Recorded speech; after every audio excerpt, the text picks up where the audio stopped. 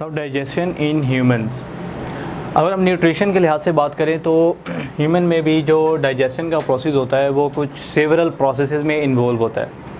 इसमें अगर हम देखें तो हमारी जो डाइजेशन होती है या हम जो फूड लेते हैं उसमें मोस्टली प्रोटीन होती है, कार्बोहाइड्रेट्स होते हैं, लिपिड्स होते हैं। तो अगर हम बात करें तो ये सारे के सारे जो मटेरियल्स हैं ये सेल के अंदर एंटर होते हैं, सेल मेम्ब्रेन के अक्रॉस मूव करके। तो अब होता इस तरह से है कि जो प्रोटीन्स, लिपिड्स, कार्बोहाइड्रेट्स, इनमें से कुछ ऐसे सब्सटेंसेस जो होते हैं जो बहुत कॉम्प्लेक्स होते हैं, जो कि सेल मेम्ब्रेन के अक्रॉस मूव नहीं कर पाते और सेल में एंटर नहीं हो पाते। अब इस तरह होता है कि जो प्रोटीन्स वगैरह या कार्बोहाइड्रेट्स, लिपिड्स जो बहुत ही कॉम्प्लेक्स कंपाउंड्स होते हैं उनकी ब्रेकिंग की जाती है, उनको तोड़ा जाता है और उनको कन्वर्ट किया जाता है स्मॉलर सब्सटेंसेस में, सिंपलर सब्सटेंसेस में। यानी उनको कॉम्प्लेक्स से बड़े सब्सटेंसेस से सिंपलर में, स्मॉल सब्सटेंसेस में कन्वर्ट किया जाता है। लाइक अगर हम बात करें तो लिपिड्स को फैटी एसिड्स वगैरह में, ग्लिसरॉल में कन्वर्ट कर दिया जाता है। प्रोटीन्स वगैरह को हम ब्रेकिंग करवा देते हैं उसकी, यानी कि अमाइनो एसिड्स वगैरह में, पॉलीपेप्टाइड्स में। तो इस तरह से जो कॉम्प्लेक्स सब्सटेंसेस होते हैं उनको स्मॉलर सब्सटेंसेस में कन्वर्ट करके उनकी आगे प्रॉपर डाइजेशन करवा दी जाती है। और ये सारा प्रोसेस हो रहा होता है ह्यूमन बीइंग के अंदर। तो इसमें अगर हम देखें तो हमारे पास जो स्टेप्स इन्वॉल्व होते हैं एक प्रॉपर डाइजेशन में, एक प्रॉपर प्रोसेस में, वो क्या होते हैं? सबसे पहले होती है इंजेस्शन।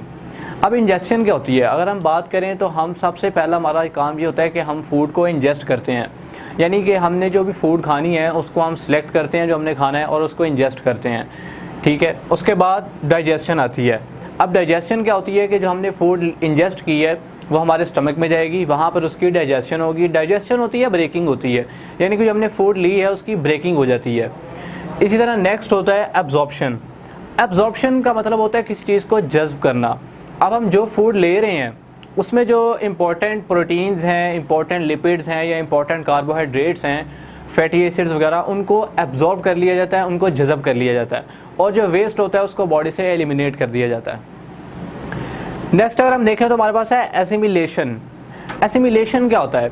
एसिमिलेशन में ये होता है कि हम जो, यानी कि हमने जो फूड ली होती है उसमें से जो इम्पोर्टेंट मटेरियल्स हमें मिले होते हैं, अब उन मटेरियल से नए फर्दर कॉम्प्लेक्स मटेरियल्स बनते हैं जो कि बॉडी की रिक्वायरमेंट को पूरा करते हैं।